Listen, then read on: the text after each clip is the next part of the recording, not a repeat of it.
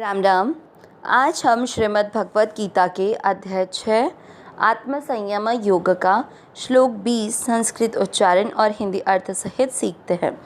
पहला चरण य में अमिक्स करेंगे, यत्रो प में अमिक्स किया, यत्रोप, रम दोनों अक्षर पूरी दोनों में अमिक्स करना है, रमते ची के साथ आधा त चित और त पूरे के साथ आधा म तम।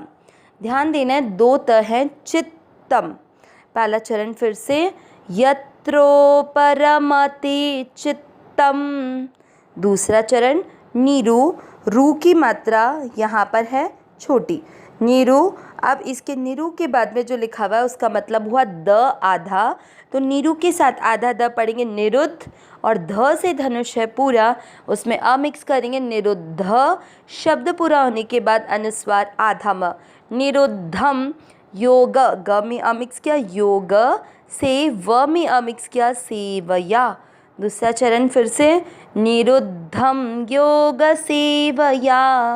पहला और दूसरा चरण साथ में, यत्रोपरमते चित्तम निरुद्धम योग सेवया। तीसरा चरण यत्र, दोनों अक्षर पूरे हैं, दोनों में अमिक्स करेंगे, यत्र च पर दो मात्रा चई, वा आधा त के साथ म पूरा, चैवात्म। आप आधे तक को वा के साथ में भी पढ़ सकते हो और म में अमिक्स करना है, तो चैवात्म।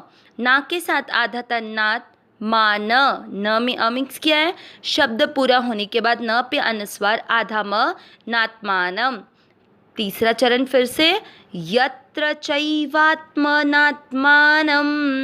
चौथा चरण प के साथ आधा श, पश, य पूरी के साथ आधा नयन, पश्यन। ना के साथ आधा तन, नात्मनि, म में अमिक्स करना है, नात्मनि। तू के साथ आधा श, षटकोण वाला तुष, यति, य में अमिक्स करना है। चौथा चरण फिर से पश्यन्नात्मनि तुष्यति। तीसरा और चौथा चरण साथ में, यत्र चैवात्मनात्मानं पश्यन्नात्मनि तुष्यति। पूरे श्लोक का उच्चारण एक साथ, यत्रोपरमते चित्तम निरुद्धं योग सेवया, यत्र चैवात्मनात्मानं पश्यन्नात्मनि तुष्यति।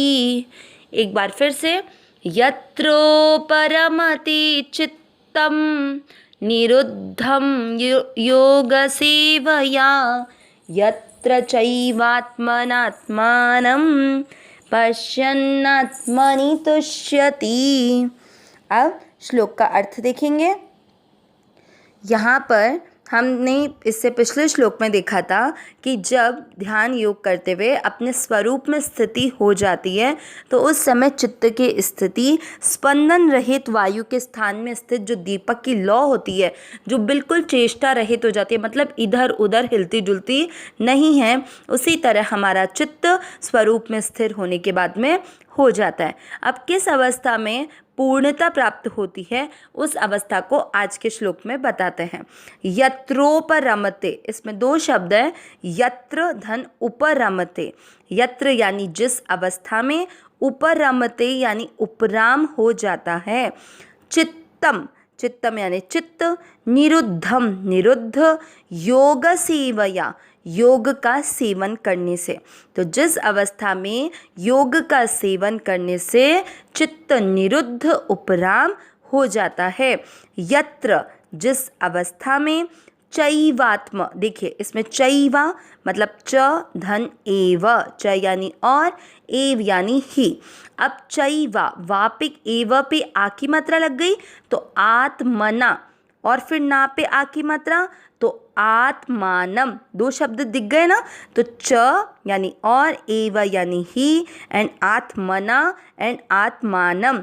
आत्मना यानी अपने आप से, और आत्मानम यानी अपने आप को।